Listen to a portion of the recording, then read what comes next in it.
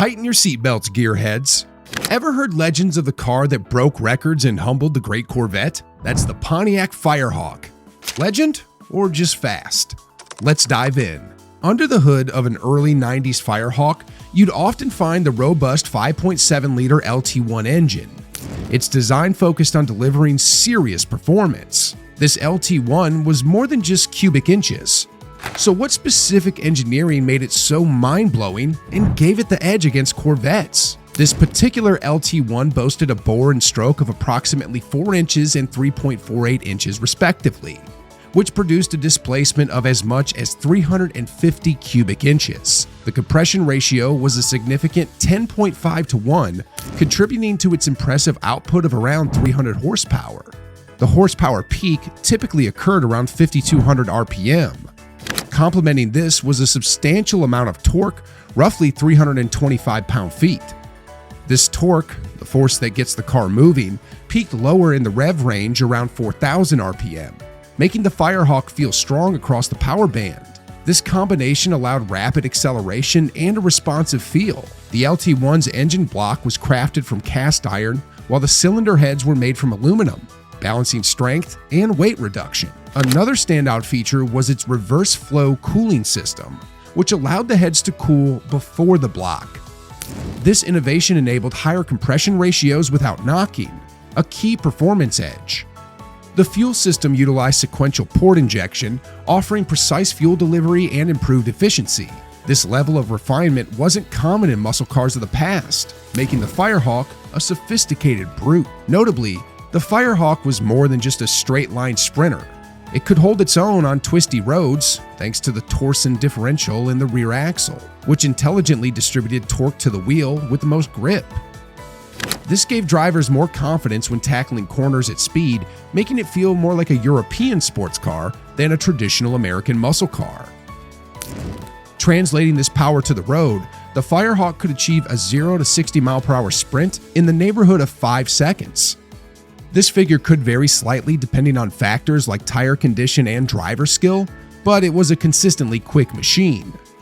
The top speed was electronically limited to around 155 mph, a figure that showcased its high speed capability.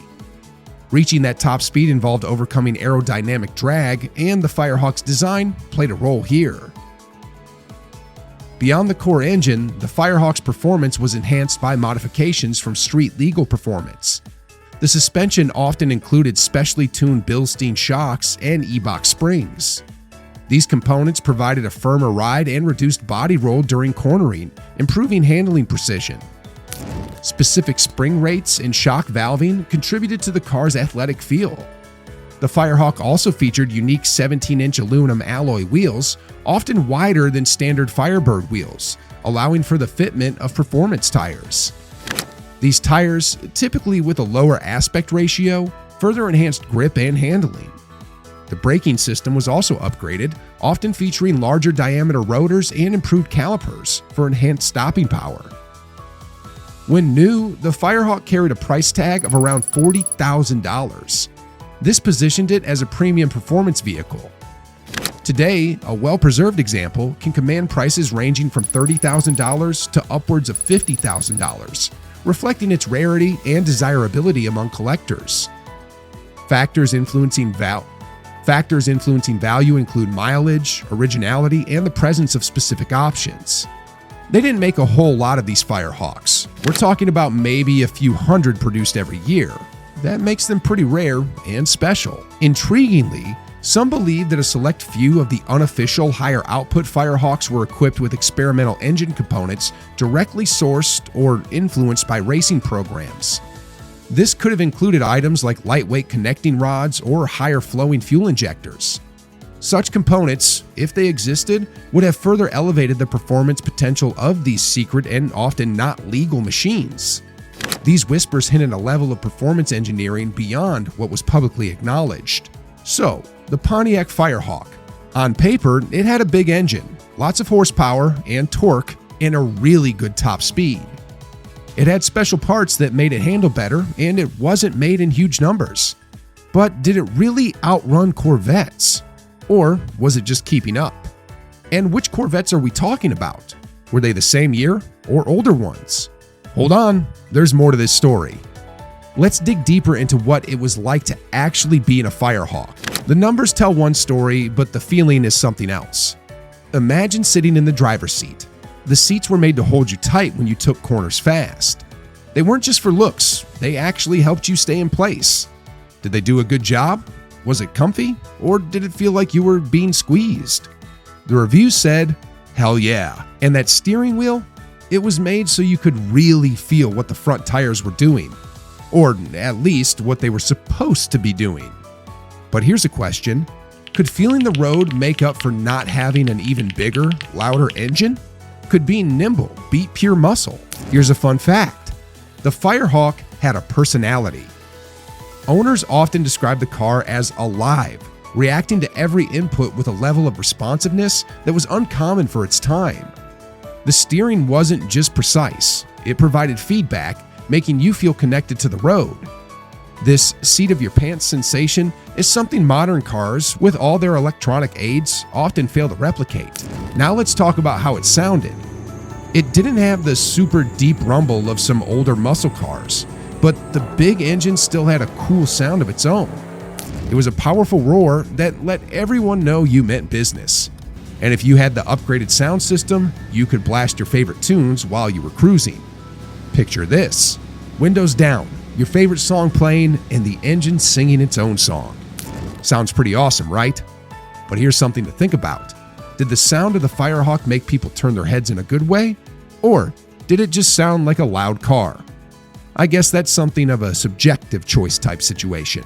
Now, what if there was a Firehawk so rare most people don't even know it exists? Okay, get ready for another surprise. Remember how we said only a few hundred Firehawks were made each year? Well, there's a whisper among car collectors about an even rarer version. We're talking about maybe just a handful, like less than 50, that had even more secret upgrades. Imagine Firehawks with even better brakes or a slightly different engine setup that gave them even more of an edge. These weren't advertised. Some say these were special orders for people in the know. Others think they were just experiments that slipped out of the factory. Imagine finding one of these super rare birds. It would be like finding a hidden treasure. This really makes you wonder if the Firehawk story is even bigger than we thought, doesn't it? Maybe it was more of a stealthy superhero. Putting that little secret right there in the middle makes you rethink everything, right? It makes you wonder if the Firehawk was even more special than people realized.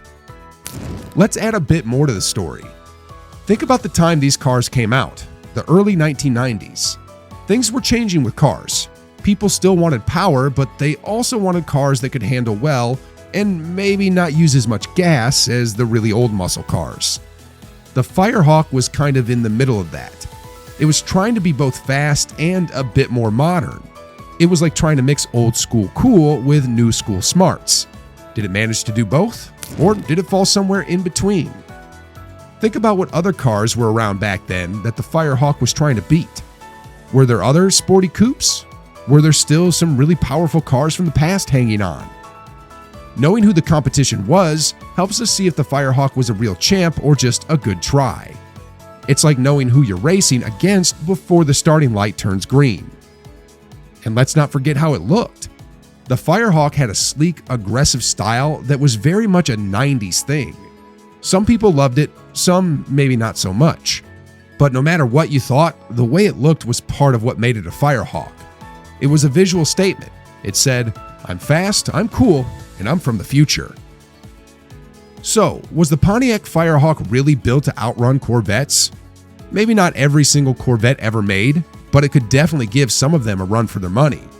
It was a different kind of fast car, blending power with good handling, and maybe a few secret surprises hidden away. It was a sign of the times, mixing old and new. And those super rare versions, they just add to the legend. Don't forget to give this video a thumbs up and share it with anyone who loves cars. Your support helps us keep digging up these amazing car stories. What are your thoughts on this video? Let us know in the comments below. Subscribe to the channel so you never miss another awesome video. And be sure to check out our other videos too. You won't be disappointed.